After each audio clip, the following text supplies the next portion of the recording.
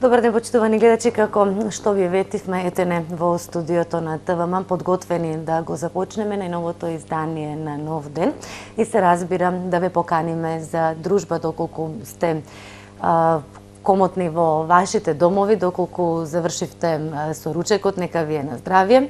А ако тоа го правите допрва, нели, исто така повторно нека ви е на здравје. Се надеваме дека веќе се научивте да водите грижа за вашиот начин на исхрана и дека здраво се храните, токму онака како што ние и нашата нутриционистка Весна ви препорачуваме.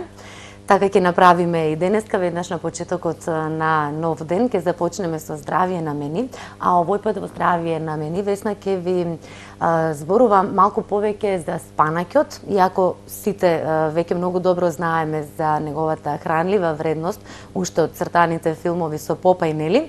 Меѓутоа, како и да е, Весна ќе ви каже како да подготвите спанаќ, овој пат на 3 различни начини. Па да видиме. Добар ден, почитувани гледачи.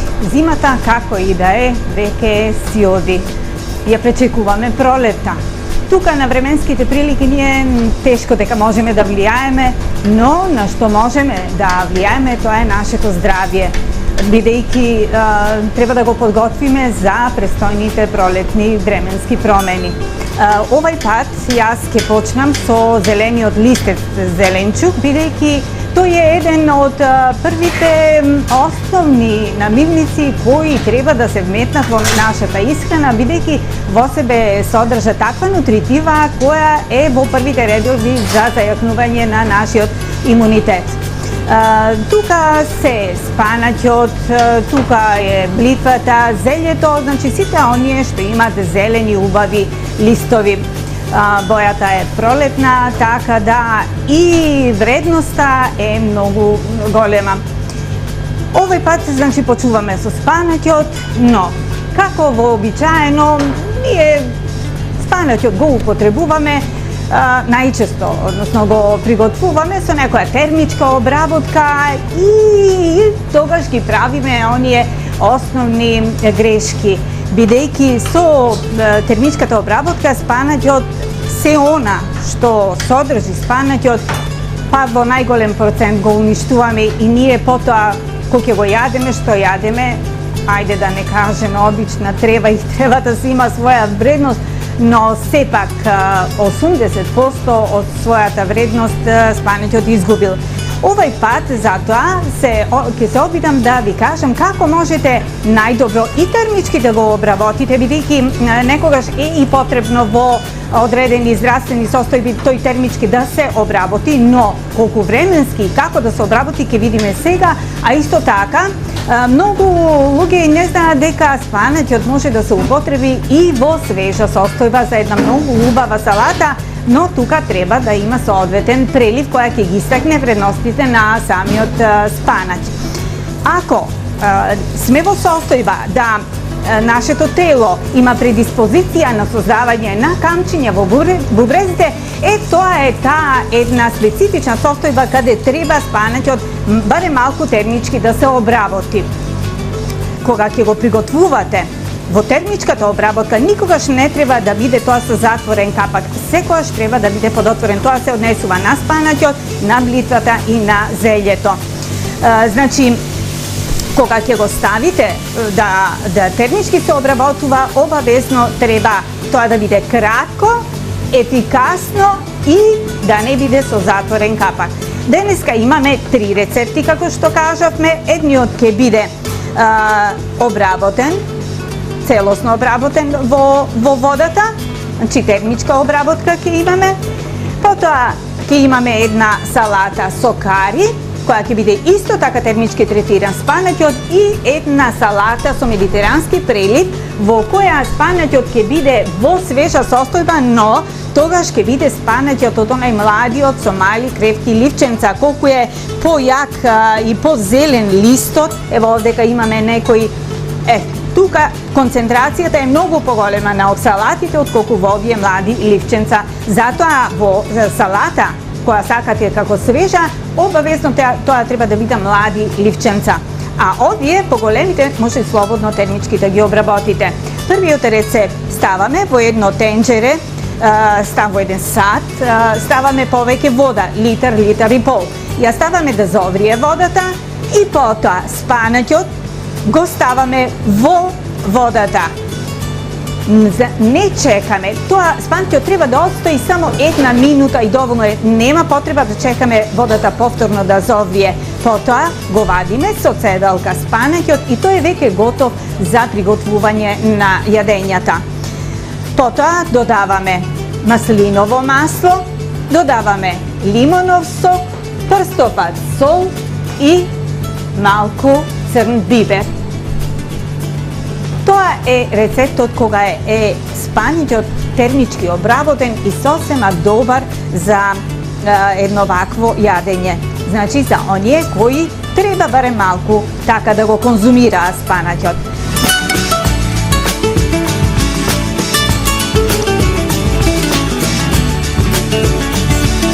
Другата рецепта во која треба исто така да биде термички обработен спанаќот, значи на истиот начин, исто ставате вода, повеќе да зоврие, кога ќе зоврие го ставате спанаќот, го поклопувате полузатворено, потоа го вадите спанаќот и потоа го комбинирате со дробено козјо сирење. Козјото сирење повеќе го преферираме, како што кажавме, бидејќи структурата на маснотите на козјото сирење се подобри отколку на кравјото и на овчото и на другите сирења, и то многу подобро се разградува во организмот, иако е со поголема масленост. Потоа ставаме лукче, ставаме маслиново масло и сето тоа, прстопат сол, црн бибер и сето тоа го промешуваме така да добиваме еден убав крем со кари и нормално ставаме кари зачин.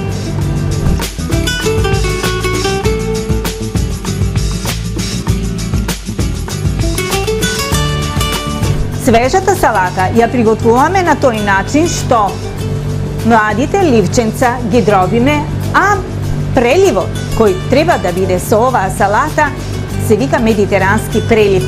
Во него има маслиновото масло ни е тука, потоа лимоновиот сок, солта и малку црн бибер. Тоа се ставаме во блендер. Или можете и со рачен миксер, но во блендерот ќе ви е многу по-лесно и побрзо да го приготвите. Ги ставате сите тие, го ставате лимонот, лукот, ситно исецканиот лук, која смекај лукот. Морам да напоменам дека лукот, кога ќе го изчистите, треба да го ставите барем 5 минути, така да отстои издробен, бидејќи само на тој начин таа состојка, алицинот кој го содржи во себе, а таа е таа состојка која ги дава лековитите својства на лукот и која го прави природен антибиотик, ги пушта и ги едноставно во своја функција ги става дури откако ќе отстои барем 5 минути. Потоа слободно можете да го употребувате во салата, во чорби, во секакви други варива. Значи го чистиме лукот, го ставаме во блендер, ставаме лимонот, го ставаме солта, црниот бибер и потоа го ставаме малку масло и потоа го пуштаме блендерот да работи на најсилна брзина. Кога ќе се тие состојки соединат, потоа малку по малку го додаваме маслиновото масло, се додека не добиеме еден убав мазен крем кој треба да изгледа вака. Потоа на сечканите во чинија ги ставаме сечканите ливченца, го ставиме одозгора преливот, промешуваме и нашата салата е готова.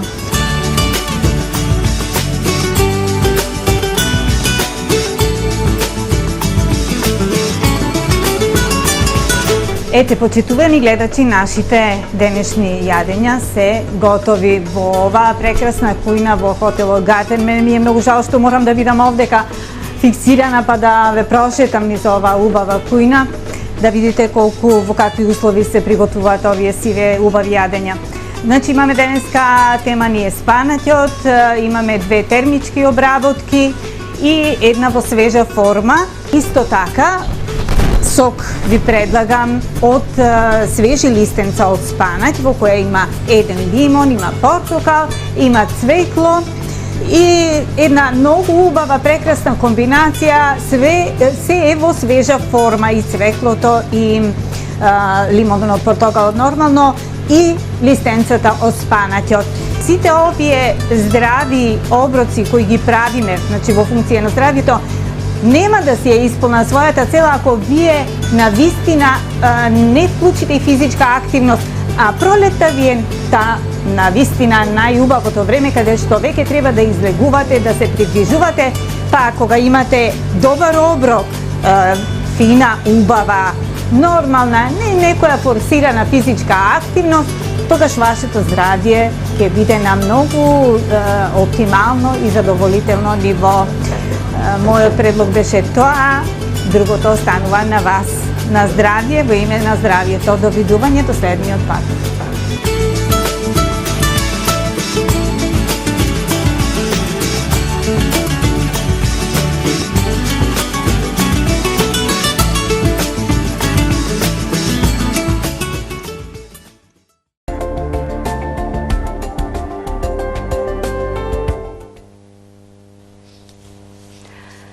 За сликарството на Јордан Манасиевски ви имаме кажувано во повеќе наврати во нашата емисија, но денес сакаме да ви представиме една слика што ни прикажува мотив на надеж, желба за подобро утре, мотив изработен со душа, како ретко кој во овие бурни времиња ги работи ваквите мотиви.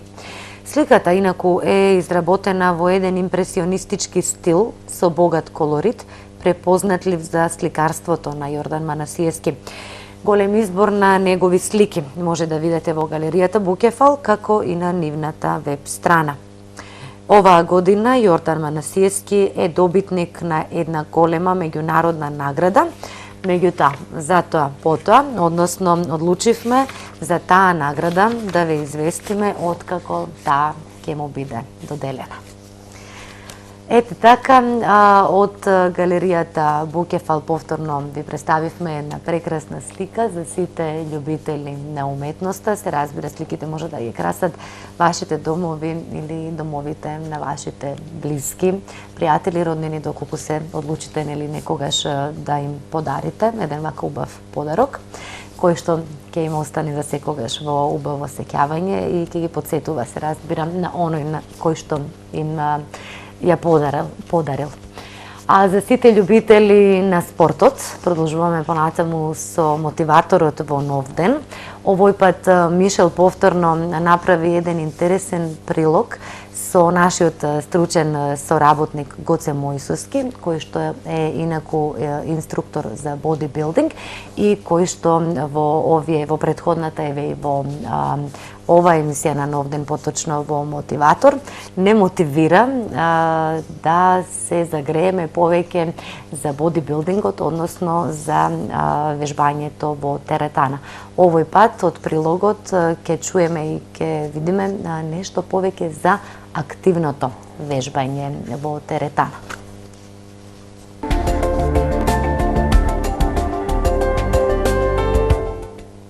Почитувани гледачи, добре дојдовте во уште едно издание на емисијата Нов ден.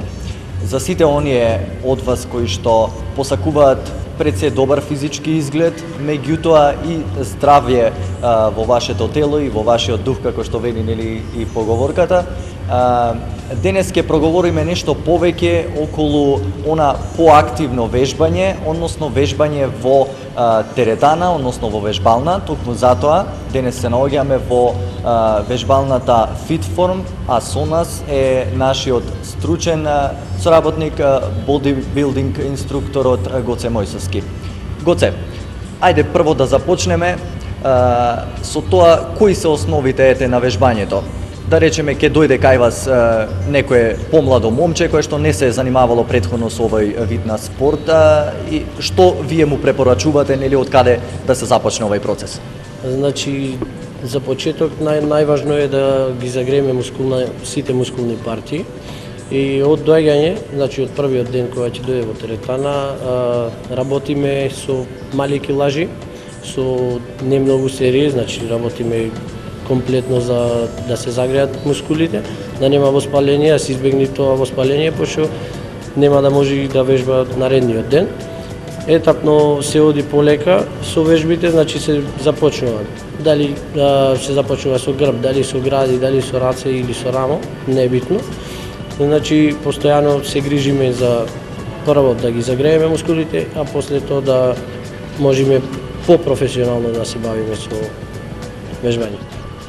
Добро, кога ќе почнат нели со самото вежбање, што вие им препорачувате ете како почетен стадиум, односно кој дел од телото најпрво им препорачувате да го третираат? Значи во принцип од самото доаѓање на било кој вежбаш, дали се работи за машко или за женско, женските работат малку по инакви вежби. Значи работат со повеќе мускулни партии во денот, а машките работат од 1 до 2 мускулни партии. Пошто сепак женските сакаат повеќе да се зацврстат и да ослабнат, а машките сакаат да додадат мускулна маса на телото. И најчесто, значи се започнува дали било машко или женско со по 2 серии, по 10 повторувања. Се со цел она што кажав да ги загрееме мускулите, да нема воспаление, а после тоа етапно се зголемуваат и сериите и повторувањето на вежбите. Така. Ете, обично нели помладата генерација сега за жал страда од одредени пореметувања и деформитети кои што се јавуваат и кај мускулатурата и кај коските. Најчесто нели тие проблеми за жал се наоѓаат на грбот. Значи, дали ги третирате ете тие вежби во вашата теретана и на кој начин, со кои вежби всушност се третираат? Па најчесто има таков проблем во младите и најчесто, значи кога ќе дојдат, му даваме вежби за грб, да се зајакне мускулатурата на грбот, се со цел да ги исправи, да ги подигне нагоре, исто така и градите, да се зајакнат и да дојдат до израз, за да сепак градите кои ќе бидат слаби, телото го влечи навнатре и од тоа произлегува и искривувањето на грбот. И после има и други вежби кои постојано и етапно му ги додаваме. Некоја одземаме, некоја додаваме за да не биде она монотонно вежбање. Добро, може да се претера секако со вежбањето, која е онаа доза која што на почетниците вие им ја препорачувате и како оди тоа постепено зголемување? Значи, најважно е правилното работење на секоја вежба. Не е битна килажата, колку што е битно начинот на изведување вежбата, да се изработи правилно, да нема значи влечење со цело тело или било како. Значи најдобро е со помала килажа, се започнува со помала килажа и полека телото, значи од кога како што ќе ја совладува тежината и се зголемува тежината.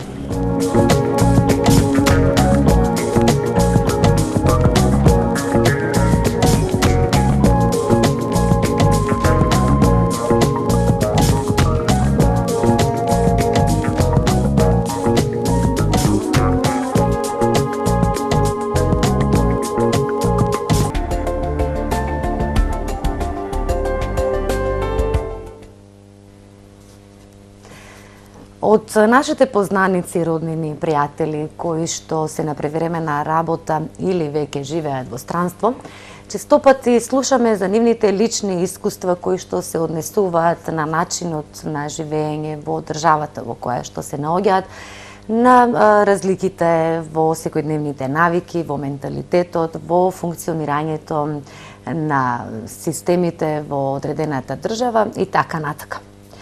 Во нов ден за истиве овие теми, но во една обратна насока, односно од искуствата и за искуствата на еден странец кој скоро 4 години работи и живее во нашиот град, ќе дознаеме од нашиот гостин, господинот Роберт Водушек. Добро вечер, Роберт, и добре дојдовте во студиото на ТВМ во емисијата Нов ден. Добро вечер на вас и на ваши гледатели. Ви благодарам многу што ја прифативте поканата да бидете гостин во нашата емисија. Особено затоа што, како што најавив, со оглед на менаџерската улога која што ја имате, а ете сега ќе искористам прилика да најавам во фабриката Леарница, значи од Охрид, сте многу ангажиран и навистина вашиот работен ден е исполнет со многу обврски. Па затоа особено ми е драго што најдовте време да бидеме тука и да поразговараме за темите кои што ги најавив. Поточно за тоа како еден странец се чувствува во нашиот град. Меѓутоа, за самиот почеток, како се чувствувате сега? Дали ви е удобно? Дали сте добро? Добро сум, хвала. Подготвени за нашите прашања? Само уште не знам дали треба да зборим на македонски или може на словенички. Јас мислам дека е добро да пробаме на македонски, бидејќи ви одлично го владеете македонскиот јазик, особено затоа што ние не разбираме словенички. Можда ќе фатиме по некое зборче, меѓутоа Ако заглавиме негде ќе се извадиме со некој бивши југославенски јазик. Да, ќе се снајдеме во секој случај. Нашите гледачи се прилагодливи и верувам дека ќе не разберат. Како што најавив господин Роберт, значи сега можам да кажам успешен менаџер на фирмата Леарница, односно словенец по улога на успешен менаџер во охридска компанија Леарница од Охрид. Да поразговараме веднаш на самиот почеток за овој ваш професионален ангажман во ЛТХ Улитки, така, и ЛТХ Леарница. Како дојде до тоа? Дали претходно имавте некакво искуство со работата која што денес ја работите конкретно? Или случајно животниот пат ве доведе до Охрид? Долго е то, да кажем, приказка. Така. Ама некако бев поврзан со Македонија и претходно. Имам работено претходно во Македонија, тамо од 2004 до 2007 година. Имам работено и в други земји околу Македонија, на Косово, во Албанија, во Бугарија, во Србија, во Хрватска, така да некако сум врзан за ова, да кажем, за Балкан или како е популарно некои кажат југоисточна Европа. Така. Па во ЛТХ Улитки или во Леарница, во ЛТХ Леарница Охрид, дојдов 2010 година, кој што сами кажавте. Тука сум од мај, од јун 2010 година и тогаш сум се и вработил фактички во ова фирма, во ЛТХ Улитки или Не бевте претходно вработен? Не. Ке зборуваме за тие претходни ваши вработувања. Не бев претходно вработен, то кога сум се вработил во ова фирма, директно сум дојден фактички тука во Охрид. Со таа намена бев и вработен во ова фирма. Иначе сама фирма, кој што рековте, ЛТХ Улитки или на англиски ЛТХ Castings, е собствеништво, е словенички капитал, словенско собствеништво и сама групација е многу поголема од ово што гледаме тука во Охрид, од сама Леарница. Наиме, има составена од 4 фабрики, 2 во Словенија, една во Хрватска и ова тука во Охрид. Сега се гради една нова, пета, ако може така да речем. Во Словенија, таа тек е на почеток, темелни камен поставени е, ама ќе биде за некои 2 години функционална. Се прошируваме и тука. Така, одлично, да. За искуството, односно за превземањето на фирмата конкретно од значи Леарница од Охрид и првите ваши искуства со очувањето, значи со фабриката во тие услови, оние какви што ја најдовте, така? Да. И понатака ќе зборуваме и за тоа како ја оправивте работата. Па фактички може да кажем дека континуирано работа тече тука од 2005 година, кога претходни собственик имаше превземено Леарница. Тоа беше firma TCG Unitech LTH, to беше jedno mešan kapital anglijsko-austrijski. I faktički ta firma veke funkcioniraše, veke беше во funkcija od 2005 do negde da kažem, vo 2008, 2009, kога počnaše kriza na svetski pazar. Togaš kriza prva se osjeti vo automobilska industrija, pošto fabrika sama беше, veke togaš, ne samo ova fabrika, nego cela grupacija TCG Unitech работеше делови за автомобилска индустрија. Заради сама криза и настанати финансиски проблеми, самата групација стане инсолвентна и така дојде и до превземање на овај дел од таа голема групација од цела Европа. Само овај дел беше превземен од тие, да тако кажем, словенечки менеджери, кои доста, може да кажем сега, доста успешно ја поставија фирма и ја вратија назад на пазар, така да сега може да збориме за една многу успешна фирма која работи во таа врзана автомобилска индустрија. Во овој момент јас ќе ги замолам колегите од режија да на нашите гледачи да ги покажете видеата кои што ги направивме таму, да видат конкретно зашто станува збор. Добро, да, може би малце може да прокоментирам само. Така да, слободно. Сама леарница тука во Охрид составена е од два функционална дела. Едно е алатница, во која се конструират алати, произведуваат нови алати, и одржават алати кои се во употреба на машини за леење. Друг дел, поголем дел и да кажем, битен за нас е сама ливница, во која ми произведуваме или лееме алуминијасти делови за автомобилска индустрија. Така да, ама едно без друго не може, така да комплетна фабрика може да функционира само заедно.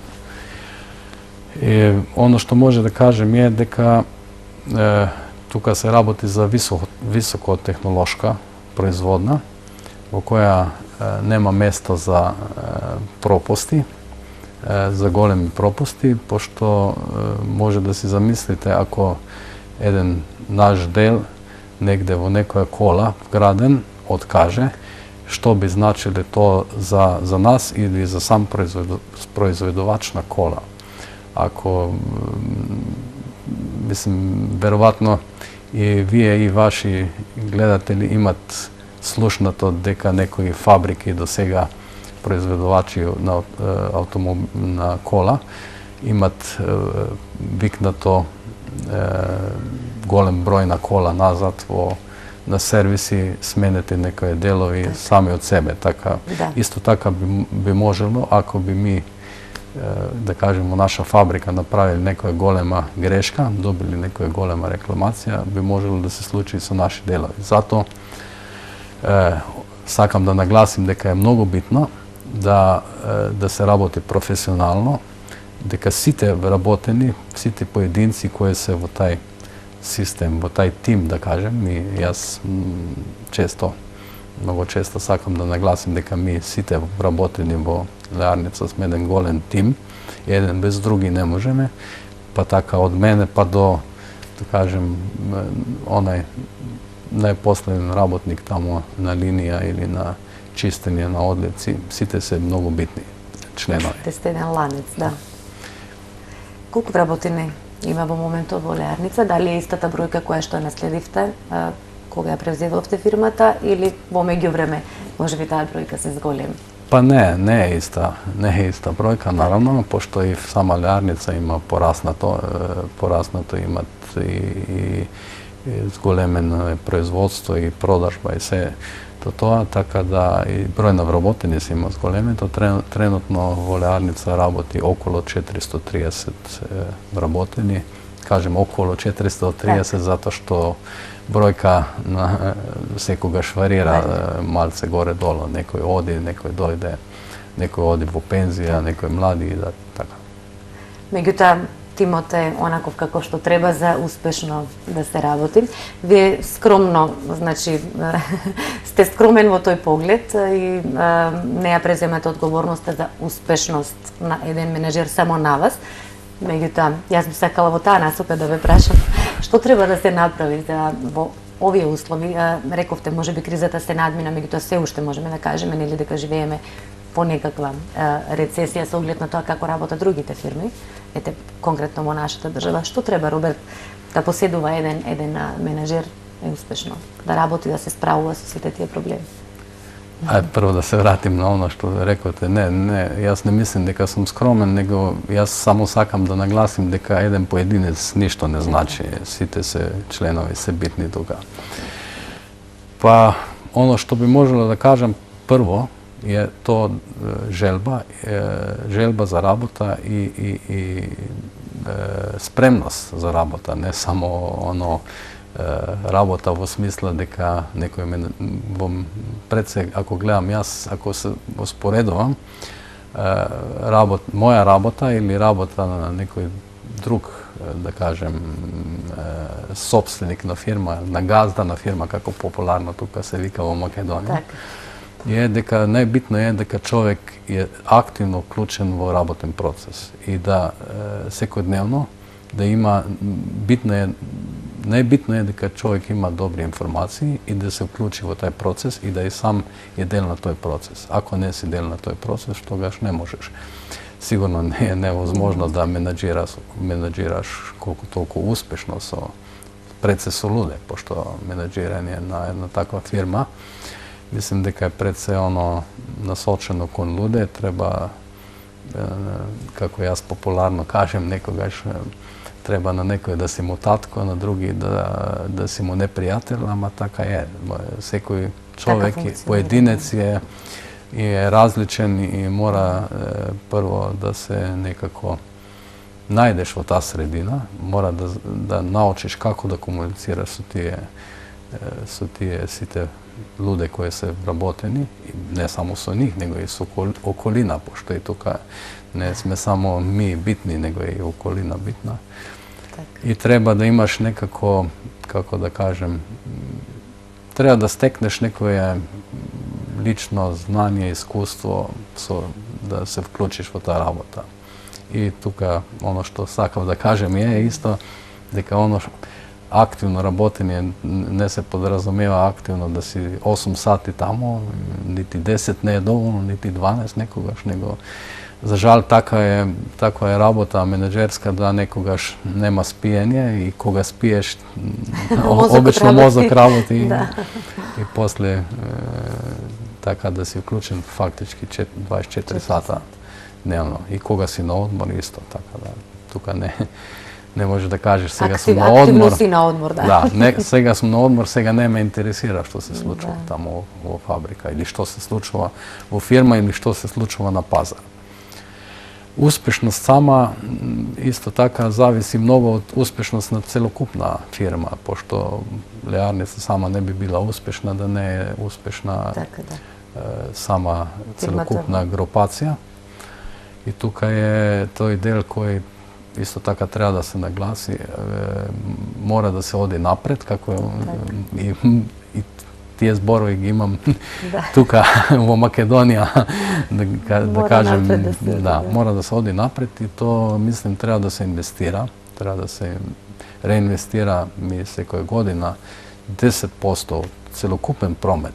Тука не мислиме 10% од добит на фирма, него 10% од целокупниот промет, а целокупниот промет на целокупна групација прошла година беше 166 милиона евра, така да па сега си, ако знаете колку е 10%, знаете дека ми некаде 16 милиони за ова година планираме инвестиции, нови инвестиции, пошто без нови технологии, нови машини не може фирма да биде успешна. Само тоа е, да кажем, тера фирма работа напред. И тоа е можеби показател дека Роберт и понатака ќе остане во Македонија со оглед на тие 10% кои што треба да се инвестираат или повторно да се инвестираат. Значи ли тоа дека ќе се продолжи со престојот во Македонија? То ќе видиме. Или... Добро, уште една година сигурно, после ќе видиме. Значи за една година сигурно, а понатака ќе се види добро. Сигурно тоа е некако 5 години ќе биде, после ќе размислиме заедно, не само јас, него тука треба да размислат и собственици на фирма што и како за напред, ама да кажем, пошто во своја професионална кариера имам сменето неколку работи, така да и тука веројатно ќе треба да размислиме како и што напред. Добро, може би ќе биде повторно на, ајде, малку начинавме таму, значи доволно беше, па да почнам нешто друго. Ама за тоа потоа, ќе разговараме. Моменталниот статус на фабриката, на леарница во Охрид и во Македонија. Па за македонски услови може да кажеме дека е фирма голема. За словенски услови не би била голема, нити по промет, нити по број на вработени, ама за македонски услови или да кажеме за Охридски регион, сигурно е една од најголеми тука во окружение. Добро, сега во Македонија исто има нови странски инвестиции, има нови фабрики се отварат, исто во автомобилска индустрија некои нови фабрики се отварат, така да веројатно, или да кажем, се надеваме сите заедно дека ќе биде уште повеќе успешни и големи фирми. Може да кажем дека сме и успешни, мада не сме целосно успешни, затоа што не сме целосно, како да кажем, постигнали оно што си задаеме. Така, што си имате зацртано. Мада фирма сама е профитабилна, имаме се што работиме, извозиме, се е извоз. Немаме некој проблем со плаќања кој што имат некои други помали фирми, пред се они кои работат на домашен пазар. Ми не работиме на домашен пазар. Ми работиме пред, кој што кажав, за извоз, 100% за извоз. Тоа работата и плаќањето се обезбедени од напред, нели да? Тука немаме, со тоа немаме проблем. Имаме на почеток кога јас дојдов, пошто и тај такозвани на англиски се вика cash flow, беше уште лош, малце заради исто на почеток нередовно враќање на ДДВ од страна на држава, ама сега таа работа се среди, уходана е, така да сега за сега немаме некои големи проблеми во таа смисла. Убаво е да се слушне вака дека некој нема проблеми големи барем. Имаме проблеми, ама не мислим проблеми како има други фирми тука во околина или Македонија, пошто колку јас имам контакти со остали бизнисмени во Македонија или во Охрид, претежно сите имат исти проблеми, то се нема доволно работа или имат проблем со плаќање. Со наплатата, да. И тоа е еден ланец кој што се врти. Да, во таа смисла ми немаме проблеми. За среќа да кажем. Имаме други проблеми, наравно, кои се поврзани со производство, кои се непосредно поврзани со наша работа. Проблеми се, најголеми проблеми наши кои се дека Македонија е многу далеко од Европа. Во смисла физички мислим, не. Логистика е некогаш проблематична, поготово во Охрид, пошто од Охрид до Скопје имаме два, да кажем, планински предели кои треба да поминат, наши камиони треба да поминат преко, поготово во зима. Така да тој е еден од проблеми. Логистика многу е успоредиво со Словенија и малце е поскапа, наравно, затоа што док дојде од тука до Словенија веќе треба да помина еден голем пат, долг пат. Друг проблем кој за нас е, така да кажем, малце поголем е цена на енергија. Цена на енергија во смисла дека, рецимо, ми трошиме газ, природен газ за топење на алумини. Цена е многу висока затоа што во Охрид нема гасовод. така da ne može direktno da se priključime, pa treba da ga nosime, gas od cisterni. Što je dopovedalen, to je jedan od problemi. I imame malce problemi da najdeme nekoga što su odvetni kadri, to isto moram da naglasim, pošto i za stranske investicije nekako Makedonija sama kod država se propagira da ima mnogo mladi stručno usposobeni kadar, možda ima, ama v Ohrid malce poteško je to, pošto i studenti nekogaš ako idat od Ohrid na studij v glavni grad, teško se vraćat nazad. Osim ako negdje vleče nešto lično, nekoj lični raboti, teško je da ga vratiš nazad i tukaj imamo isto malce problemi, ama nekako, da kažem, manje više uspešno. Za kakov kadar konkretno, Robert, razgovarame сега? Pa, može da kažem za sekoj vid na kadar.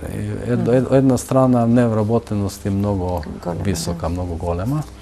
Procentno nevrabotenost je mnogo, ama u druga strana ne može da najdeš rabotnici koji bi bili spremni da se nahvatat su nekoj nov izazov koji treba da se spremni da vložovat, da investirat sami sebe i da rabotat.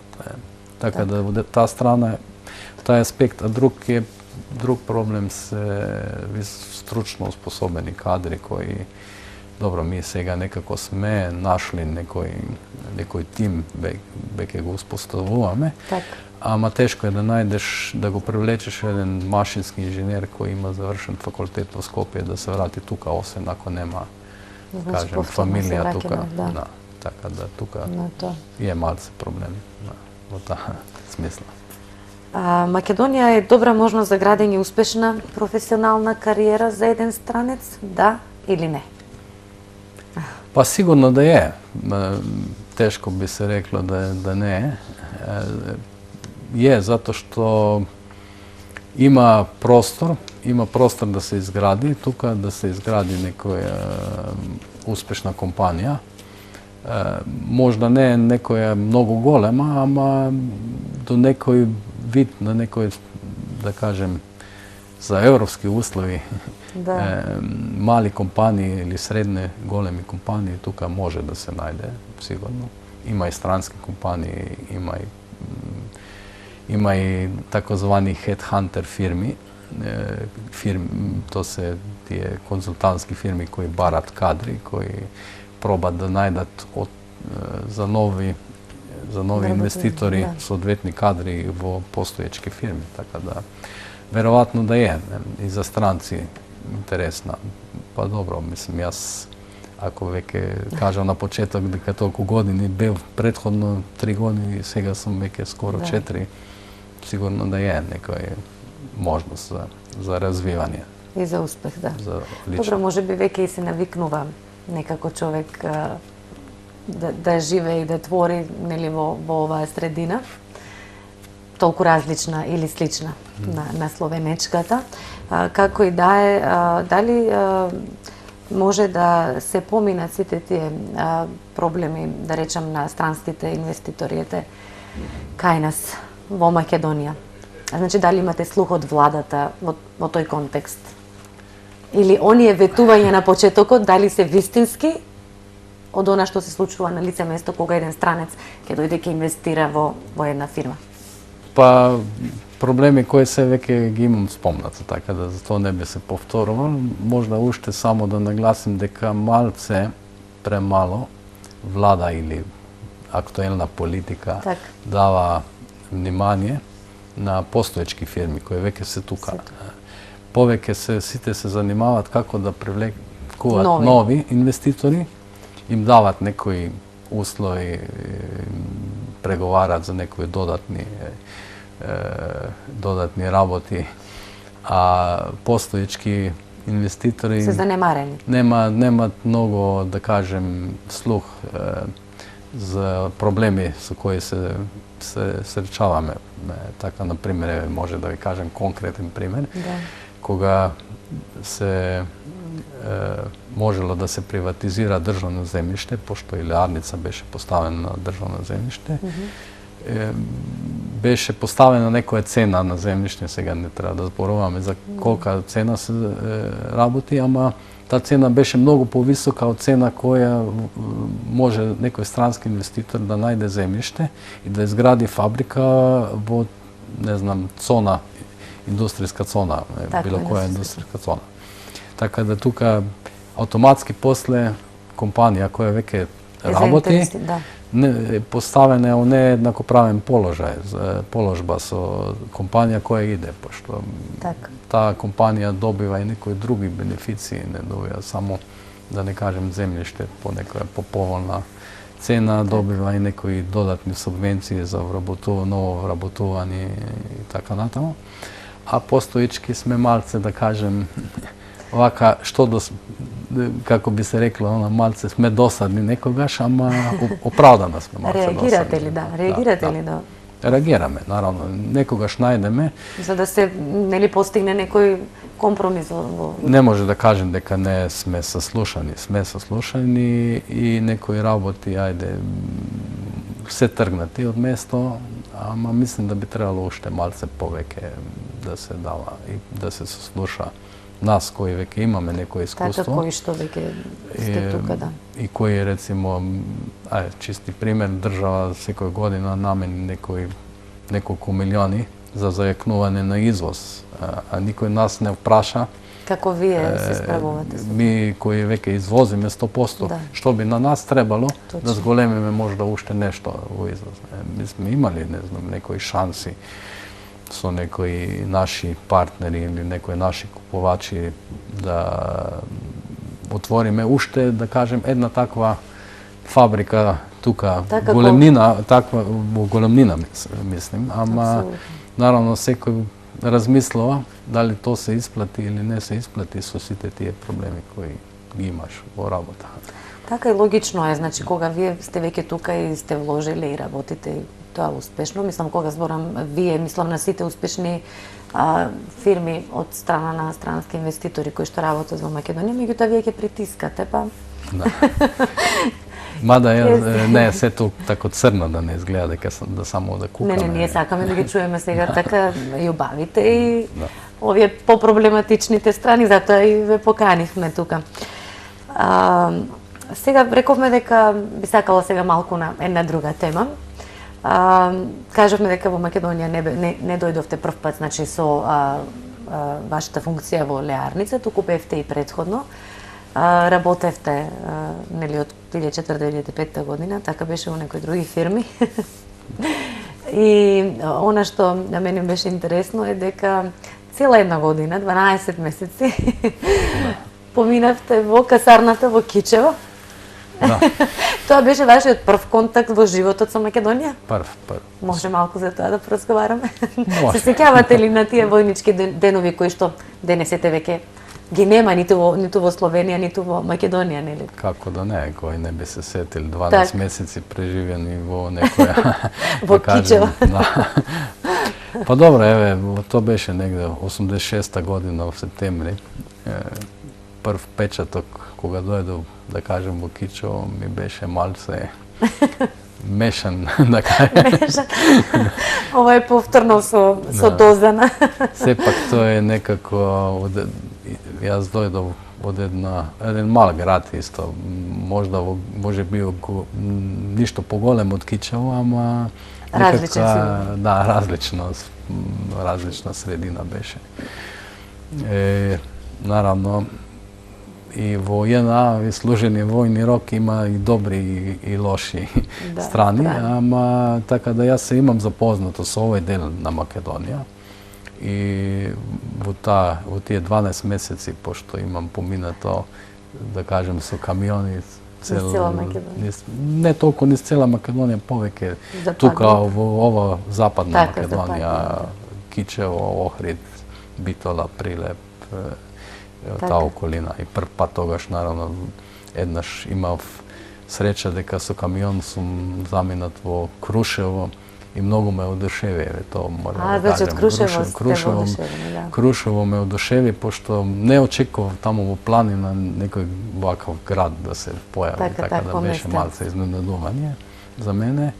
I za žal togaš воена, naravno nemaš mnogo vreme da se šetaš okolo, tako da i Ohrid go imam videno samo od glavni otpad od pravec Ohrid prema Bitola i obrnut pravec. Така да. Так, значи во тие војнички денови немавте прилика повеќе да го запознаете Охрид? Не. Така. А кога беше првата средба со Охрид? Така на пофино, на повеќе време? Pa koga sam, da kažem, работил во Skopje, togaš nekoliko vikendi imam preživeno. Vikendi, naravno, za relaksacija u Ohrid. Како што е најдобро во Охрид, нели? Така е. На сите денеска им кажам, кога некој му кажеш во Словенија, работим и живим во Охрид. Така. О, како убаво Охрид, е многу убаво, многу ти е убаво таму у Охрид. Кажем, да, убаво е ако идеш ко турист, Точно, ако одиш на одмор е супер. А друго е ако си тука цело време, така да, различно е. И така, кога си на работа немаш многу време тука за шетање, осим некои викенди, ако останем тука за викенд, тогаш, наравно, малце има време и за прошетка. За уживање, за рекреација. Да. А Роберт, го владеете одлично македонскиот јазик, можам да кажем, да. Дали тоа беше лична желба или професионално моравте да го научите? И од кога ме интересира зборувате македонски јазик? Па и едно и друго, и лично кога се мора не е тешко, нели?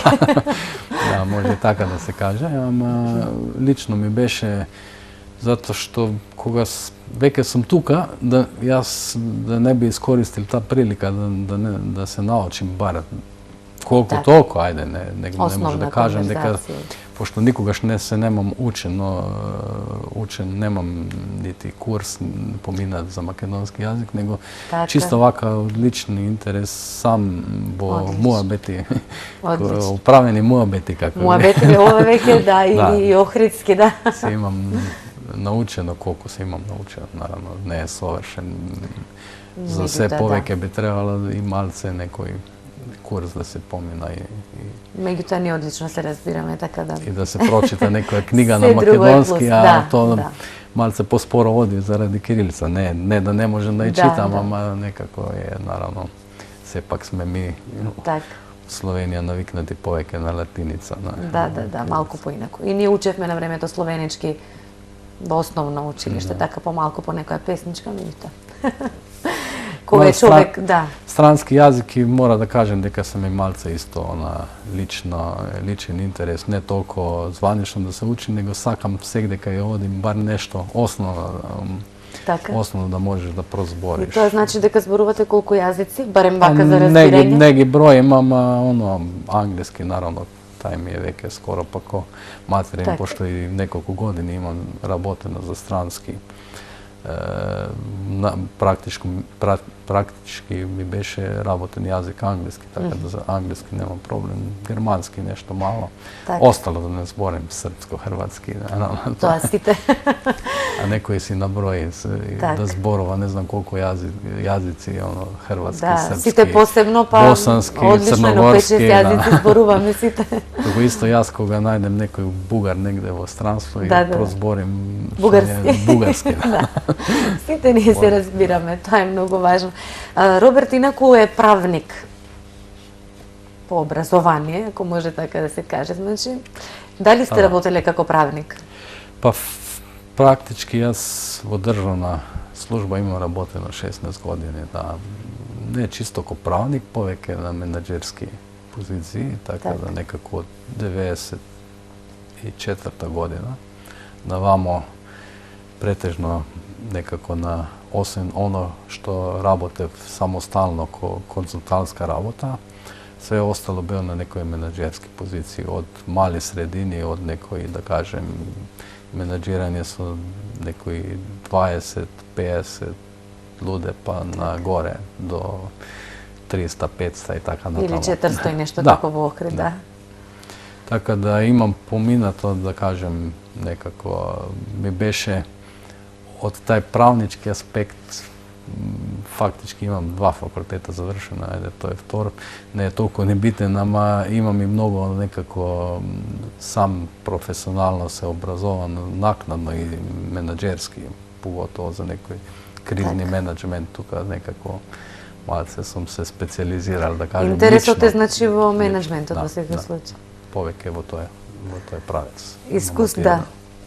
Искуствата со интервјуата вака, кога разговаравме пред емисијата, значи беа дека имате искуство со давање интервјуа. Тоа беше во периодот кога работевте како? Да го кажеме и тоа сега. Па имам работено, да, во државна служба во МВР имам работено 16 години, исто таму на на различни менаџерски позиции, да кажем. Така, тогаш дававте многу често интервјуа за Па да, она што се да. случуваше. За радио, телевизија, Так. наравно, и некои емисии снимани, така да.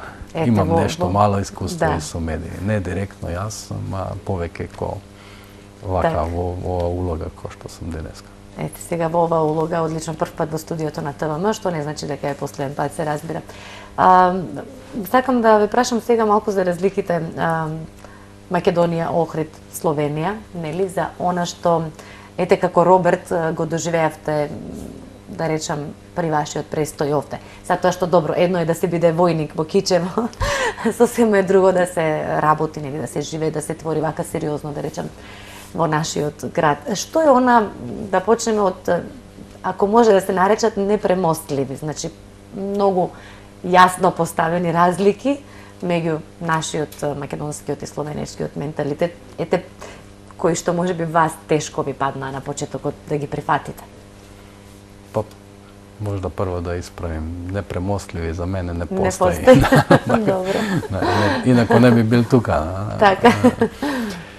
Па има разлики, сигурно има разлики. То повеќе пати имат сами македонци имат нагласено дека македонски менталитет е друг, дека не може да се успореди со словенечки, дека словенечки менталитет е граден во таа средина во која Словенија е окружена со тие земји и така натаму. Сигурно има Тоа има влијание, свое историски гледано, сигурно има Секако. влијание и тоа не може да се избегне, наравно. Сега разлика има и тука добри особини и лоши особини, има и во словенечки менталитет добри и лоши особини. Така. Но основна разлика за која можда сте ме прашали е дека словенечки навики се во смисла поврзани со работа се малце поинакви него во Македонија. Таму Словенија повеќе може да се успоредува, да кажем, со германски менталитет што се однесува на Така. работа. Ако одите, не знам, денеска, сигурно сте имали прилика да патувате по Словенија. Ако одите навече, ако излезете, нема таму, се е празно, затворено, забавно. сите се дома преко работна Преко работа. недела, затоа што сите се спремат за наред ден да се одат на работа. Тука е малце, да кажем. Кај си во работно Разлика. време има луѓе кои што си одмараат помалку, нели? Ама добро, ние сме балканци. Добро, сегде има, тоа има и во Така, Словенија, така. наравно, Да. има и такви, кажем, има и такви Да. случаи. Меѓутоа, Тамо и генерално тука не сликата може, е различна, не може да. да се генерализира, ама Да. пристап кон работа Е е различен. поинак, дефинитивно. Тамо е повеќе оно кон решавање проблеми, кон како да се нешто направи, а не како да се не направи. Да, а да се стигне до истото. Како да се избегне да се не Да се направи. не направи. Тоа дефинитивно е разлика. Тоа е Така. друго, мислам, Македонија, македонци имат една добра навика. Јас викам, ми словенци често се насмиеме кога некој купиш нешто во дучан, па ти некој каже со здравје да си носиш или Така, да. Тоа е, да кажем, добра навика, пошто тука се гледа пред се на оние основни животни потреби кои се, а тоа е пред се здравје, кој мора, без здравје нема наравно Да, ништо. кај македонците секогаш Да. така. Прво здравје, па Да. се друго. Така да тука е, наравно, и то ми словенци сега полека се навикаваме на тоа. А значи вие ќе попримите нешто. Па Мора тоа е да и добро, ми нешто да значи, научиме да, од да. Македонија, наравно. Значи Нема секогаш само ми има да што- бидеме тука паметни, а ништо да не земеме од оно што е веќе Така. тука добро.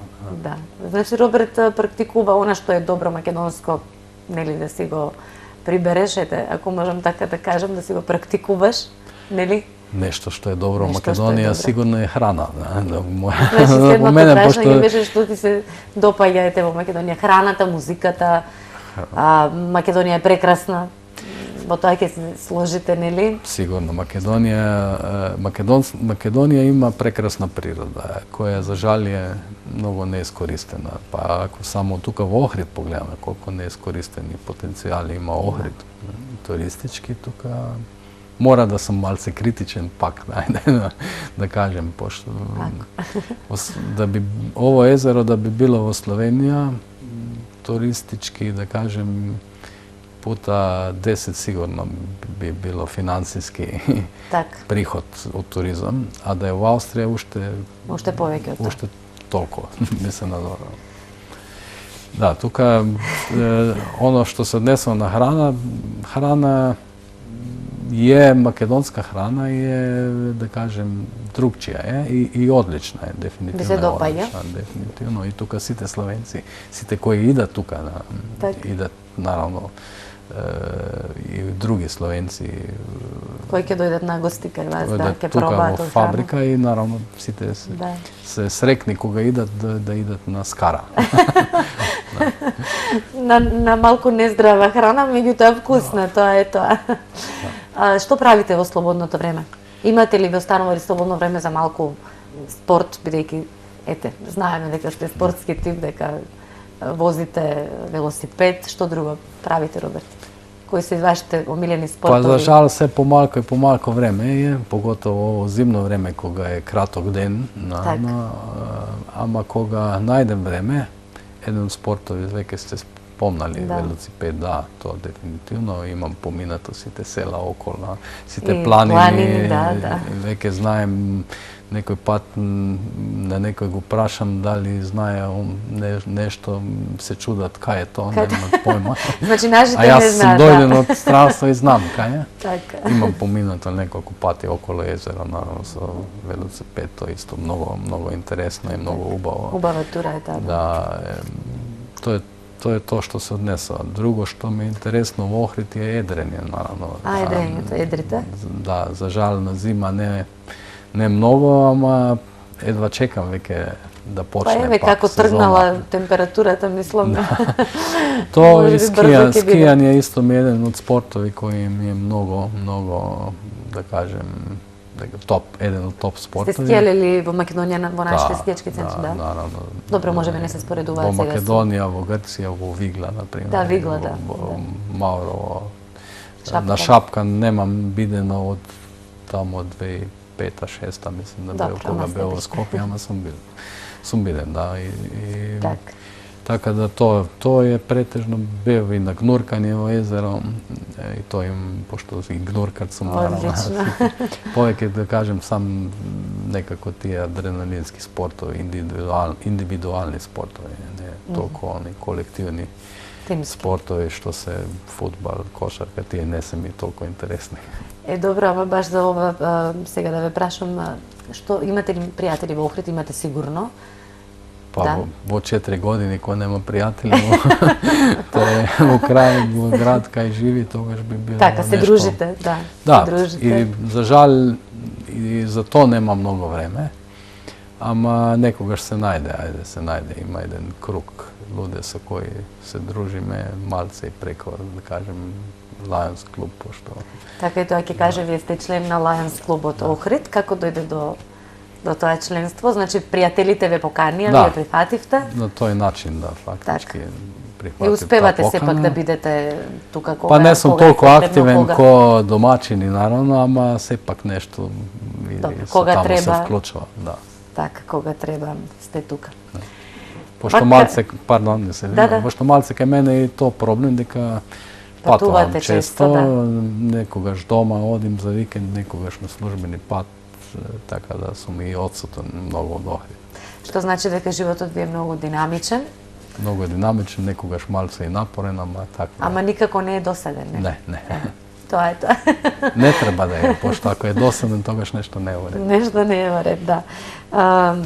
Роберт, нашето време во студиото измина. Мислам дека убаво ми беше пријатно како и мене во овој разговор што го направивме и на нашите гледачи, бидејќи сигурно слушна интересни работи. Меѓутоа, пред самиот крај, дали сакате да додадете нешто што може би не ве прашав? Pa ne znam, nešto takvo da za dodavanje.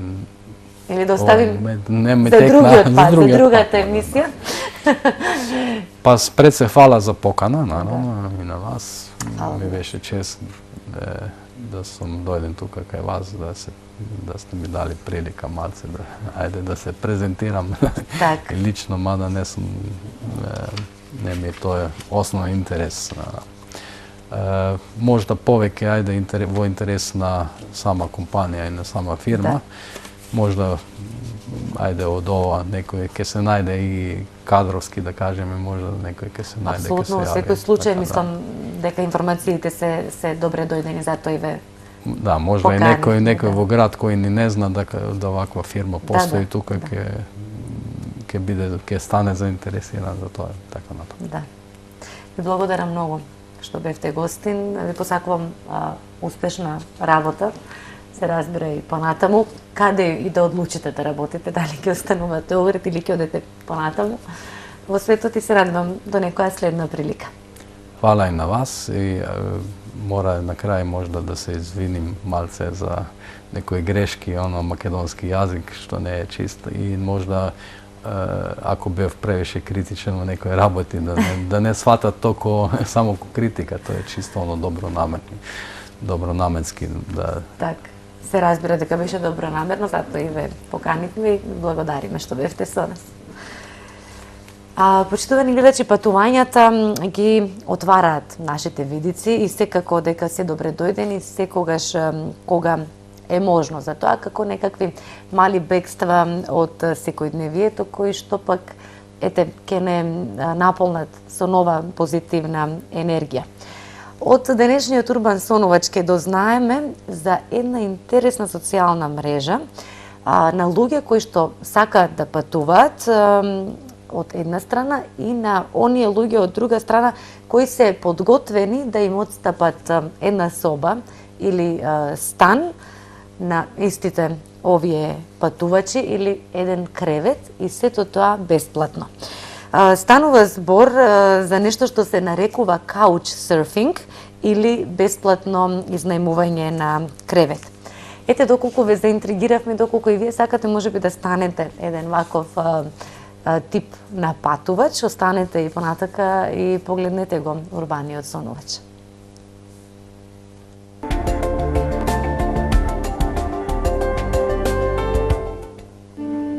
Couchsurfing или бесплатно изнајмување на кревет веќе една деценија е хит меѓу љубителите на патувањата и авантурите. Мрежата ги поврзува патниците со оние луѓе кои бесплатно им го отстапуваат сместувањето. Дури постои и сајт што годинава одбележува цела деценија постоење – couchsurfing.org. Станува збор за социјална мрежа која ги поврзува луѓето кои сакаат да патуваат со оние кои се подготвени да им отстапат соба или кревет во својот стан бесплатно. Првата работа што луѓето ги интересира е како е возможно некој да ви даде бесплатно сместување. Гостопримството преку Couchsurfing го нудат околу 6 милиони лица во 100.000 градови на сите континенти. Во Србија има околу 1500 каучсърфери, додека на пример заедницата во Германија има дури 500.000. Просечната возраст на каучсърферите е 28 години. Каучсърфингот е најголемиот, но не е единствениот што нуди услуги на бесплатно сместување. Принципот на кој е втемелено нивното функционирање е едноставен: гостољубивост, друштвеност и подготвеност да се возврати на услугата. Иако ова последново треба да се свати многу условно. Ако не сте подготвени или едноставно немате услови во својот стан да нагостите туристи, доволно е, например, да покажете подготвеност на гостите од странство, да им го покажете својот град или да им дадете неколку корисни совети. Безбедноста е важно прашање што не се препушта на случајот. Секое непријатно искуство веднаш се пријавува, а од другата страна, коректните гости и домаќини добиваат препораки од луѓето со кои соработувале. Врз основа на тоа, можете да ги изберете гостите или домаќините кои се вредни за доверба.